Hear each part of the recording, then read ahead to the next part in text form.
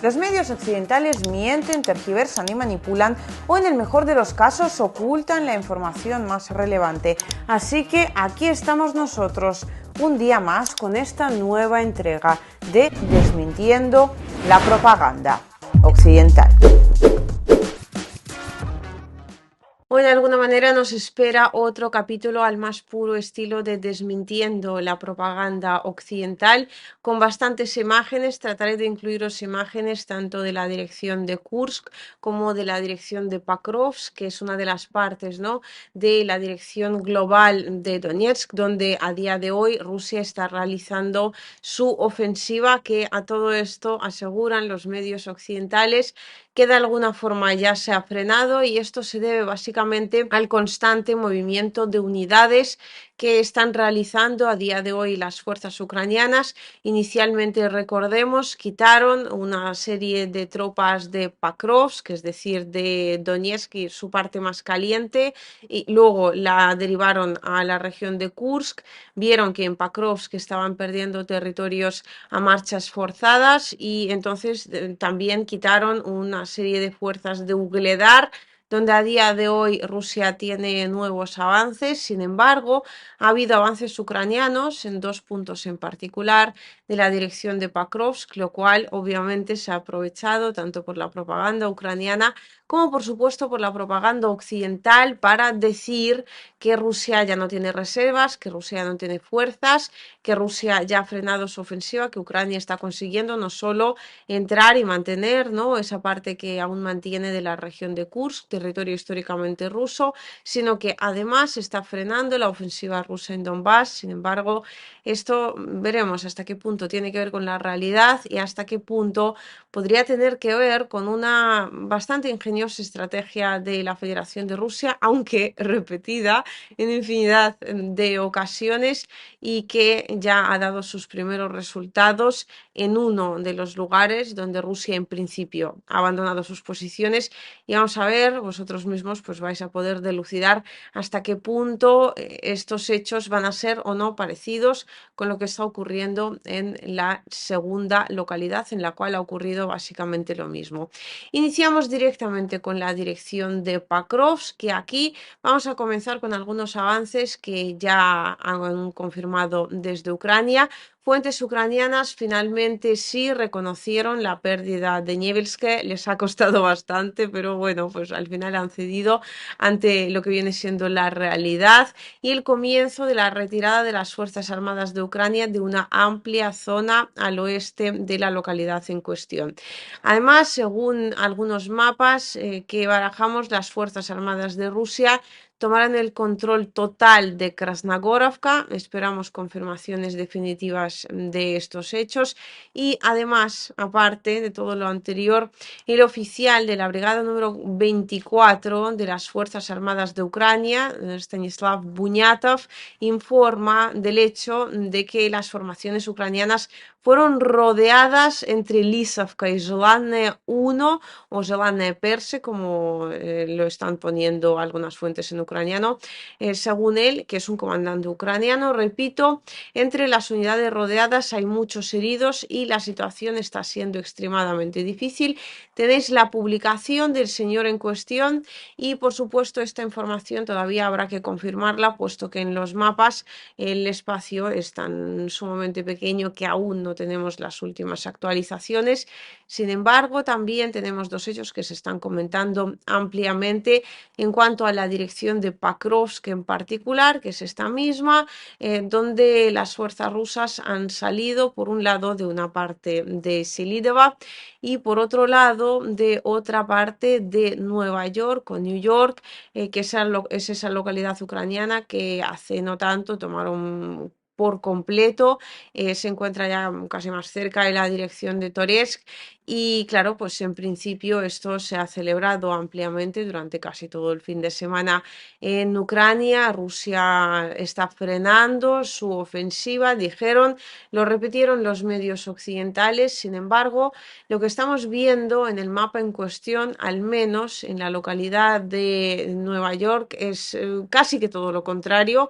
O sea, efectivamente sí, Rusia se ha retirado de algunas de sus posiciones.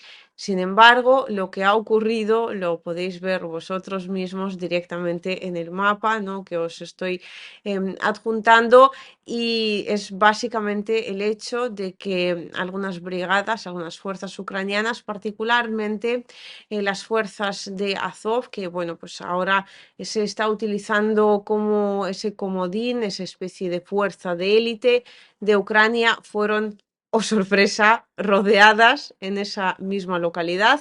Es decir, entraron, sí, muy contentos por el hecho de que Rusia parece que estaba mostrándose algo más débil de la cuenta.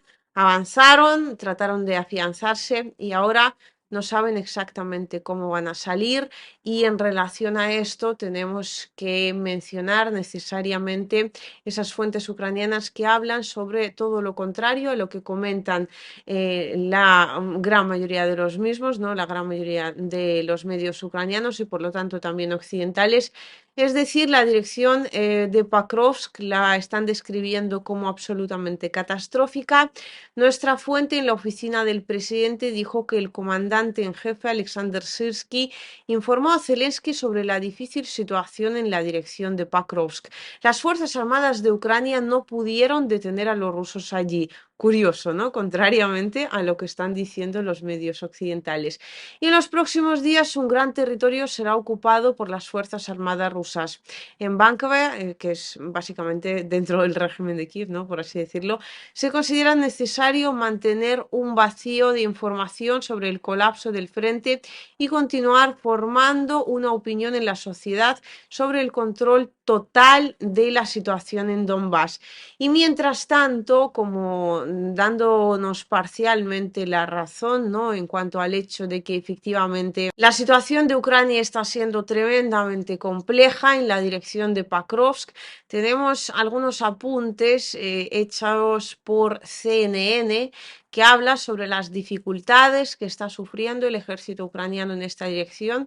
En este sentido, yo creo que en uno de los siguientes informes vamos a hablar de las experiencias de los propios soldados ucranianos, algunos que a día de hoy ya son prisioneros de la Federación de Rusia, otros que cuentan su experiencia a los medios occidentales, pero algunas de las más importantes están aquí y son la desobediencia y deserción, es decir, que la mayoría de los movilizados, en el caso de sobrevivir después del primer ataque ruso, simplemente abandonan sus posiciones, y esta no es la primera fuente que lo cuenta. Después, los drones de las Fuerzas Armadas rusas complican enormemente la rotación de las unidades ucranianas. Hay, según los últimos registros, hasta 20 días que los soldados ucranianos pasan en una sola posición. Estamos hablando de la posición que se encuentra en pleno frente, y en este sentido, en el último reporte que Simón ha realizado para este canal, lo cual le agradecemos infinitamente, porque si no lo habéis visto todavía, creo que es información sumamente interesante de cómo se vive la guerra desde la trinchera, el día a día. En este caso cuenta muy particularmente el tema de las rotaciones, se lo explica el por qué los soldados se encuentran pues X cantidad de tiempo, qué cantidad de tiempo en la posición, y también habla todo esto sobre las pérdidas, lo cual sin duda alguna aún comentaremos porque en el caso ucraniano en el caso ruso están siendo grandes, ¿para qué nos vamos a engañar? Pero en el caso ucraniano están siendo absolutamente devastadoras. Y pues aquí, en cuanto a la rotación, os adelanto, en cuanto veáis ese mon lo vais a entender, que 20 días en una única posición, sin ningún tipo de rotación, es una absoluta barbaridad, es una masacre. Eso es enviar a los soldados directamente a la muerte, no tiene sencillamente otra descripción. Por otro lado, hay una falta de comunicación entre las unidades que se debe a varios factores. Por un lado, dice la CNN que las unidades no se informan entre sí sobre la situación de combate, básicamente porque tienen miedo a que esto, es decir, el contar la situación real, que están viviendo en carne propia les exponga en una luz un tanto desfavorable. Tienen miedo sobre todo a sus comandantes, a las consecuencias que puedan tener bueno, que puede tener el hecho, ¿no?, de contar que efectivamente la situación que están viviendo está siendo tremendamente compleja y que están básicamente perdiendo territorio en algunos lugares, incluso a marchas forzadas. Y por otro lado, también está este hecho de que debido al envío de demasiadas unidades, ese intercambio constante de posición de las unidades, lo que comentábamos, ¿no?, al principio, que Ucrania saca unidades de una dirección para tapar agujeros en otra. Lo venimos comentando desde hace mucho tiempo y venimos diciendo que es que esto trae sus consecuencias, consecuencias muy significativas, consecuencias muy negativas, consecuencias que hay que vigilar, sobre todo si se quiere conservar la vida del personal militar. Y ahora pues está esta falta de comunicación entre las diferentes brigadas, puesto que hay demasiadas formaciones diferentes en la totalidad del frente de Donbass, que a todo esto, pues ya no solo es que sean diferentes y que se están formando a marchas forzadas debido a que Ucrania tiene muchas pérdidas, ¿no? Y ya no es que sean diferentes, pero obviamente pues en Rusia también hay muchas unidades diferentes que llevan pues comunicándose desde hace mucho tiempo entre sí. Pero si una unidad es destruida al más de 60% más o menos, pues ya se está hablando casi de introducir una unidad completamente nueva. Entonces hay que establecer una comunicación completamente nueva y ahora a este hecho añadidle el hecho, no valga la redundancia, de que esas unidades están constantemente moviéndose, de modo que donde deberían mantenerse en una dirección, establecer allí una comunicación más o menos fluida.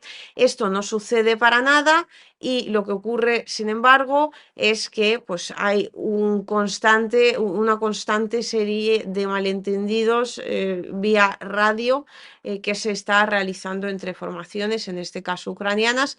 Y luego hay otro problema, también tiene que ver con la comunicación en parte, y es que la guerra electrónica ucraniana, según la CNN, muchas veces está impidiendo el trabajo de los propios drones ucranianos, lo cual, bueno, pues no es el primer caso en el cual equipo ucraniano ataca a equipo ucraniano, bueno, equipo occidental ataca a equipo occidental. En este caso recordamos perfectamente, ¿no?, cómo fue eliminado el primer F-16 que tocó suelo, bueno, que se despegó, mejor dicho, ¿no?, en Ucrania para realizar labores de combate y pues básicamente fue alcanzado en principio, según dice la propia Ucrania, por un misil del sistema de defensa aérea occidental Patriot, es decir, un avión occidental derribado vía un sistema de defensa aérea occidental.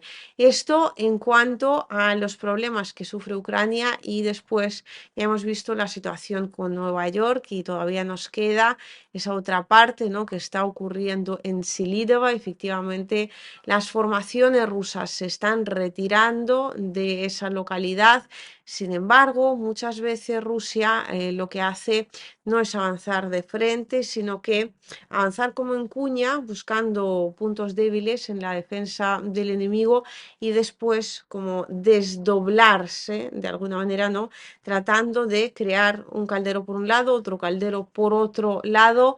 Y en este caso parece que es precisamente lo que podría estar ocurriendo, o también podría ser un intento, ¿no?, de atraer a las formaciones ucranianas directamente pues a un caldero nuevo, puesto que parece que Rusia se ha retirado de unas posiciones que tenía en Selidova, se ha retirado además a unas posiciones que en principio le dan bastante control de lo que ocurre en el territorio abandonado, puesto que a día de hoy aún controlan las alturas, es decir, podrán trabajar de una forma bastante efectiva y eficiente con la artillería contra las formaciones ucranianas.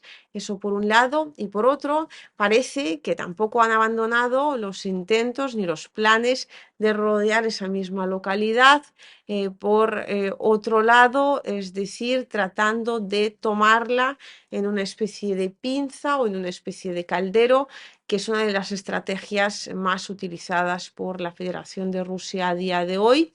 Hasta aquí podemos leer y vamos a ver, ¿no? Qué es lo que nos termina confirmando o desmintiendo la propia realidad. Y ya me diréis vosotros lo que opináis. ¿En serio este abandono, ¿no? Esta retirada de las posiciones por parte de la Federación de Rusia se debe a que ya no tiene reservas y realmente está sufriendo un grave problema en el frente, o se debe a una, de momento parece que en algunos puntos, bastante ágil estrategia militar?